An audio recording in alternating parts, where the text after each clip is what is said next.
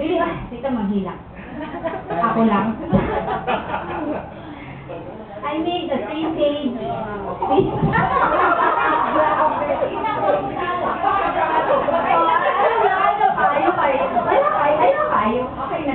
Okay na, maminaw mo. Pwede na wala yung luha. 3 pages. Alam niyo ba, as in I woke up 5 a.m. in the morning. Oo nga, a.m. eh.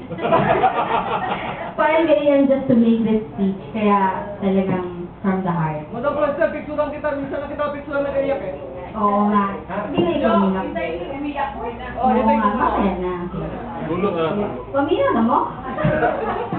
Gagawa ka iyak ko. Okay, okay. This is my speech. Being a president of the Mount Apple Lions Club for 3 years is truly a great honor, especially that I represent a club that has established a legacy in Davao City, in the whole district, and in the Lions Club International as well, as what we have received the recent award. Since its birth in 1971, is it right?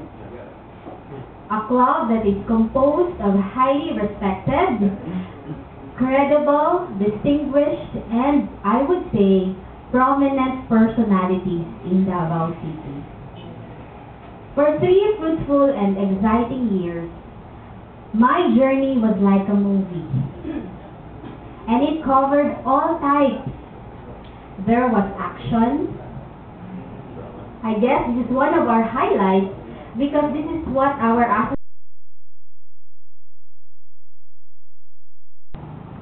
For sure, we have participated in a lot of projects, but special mention to our joint project with our sister club, the Maharlika Lions Club of Sacramento, which was realized through the efforts of PDG Ching Damaso, MJF, and past President Sonia. And we're glad that Doc Bing is here with us tonight. Meron ding drama. In many occasions, there were some tears that were shed, pero tears of joy. Dahil sa sobrang comedy, kaya napaiyak. Remember our Christmas party at the World Palace in 2009? Arnold, remember mo yun? And the Christmas party we had in 2010 at the Damaso residence, wherein the brownout, nag-rain, di ba? Maraming na-discover ng mga beauty queens. In the person of one of them is past President Jerry C. Thanks to Tita Presi for her beautiful clothes and accessories. And to Lion King for his hosting talent. If you missed this event, just visit our Facebook account, which was created by our Secretary Chloe. And lastly, meron ding love story. Do you agree? Yes, I know, because until now, hindi pa rin tapos ang story nila. Di ba, Tita Nati? O, di ba? Tama-tama talaga. Nandito si Tita Nati. You made my speech.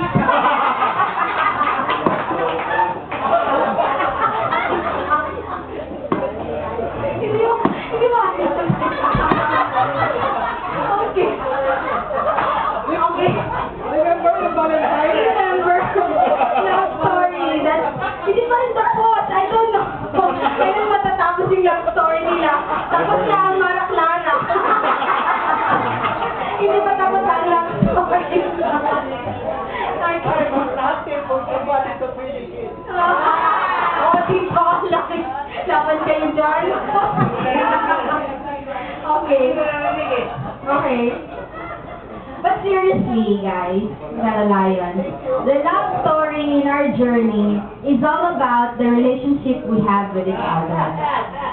Because of our involvement and a lot of bonding moments, the camaraderie has truly developed.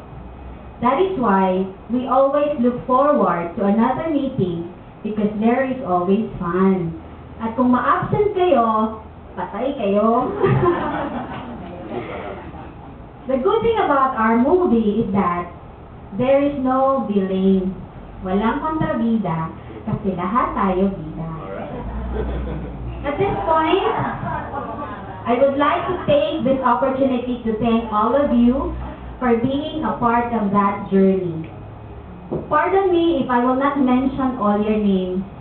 I might miss one. Baka magtampo na naman kayo. But just remember that your contributions, financially, physically, emotionally, spiritually, have created a great impact to the many lives of our less fortunate brothers and sisters. I know God is smiling on us. Truly, I am grateful for this journey, and I thank God for including this as part of my life. And I hope and pray that our journey will continue as we welcome our new president. May God bless the Lions. God bless us all.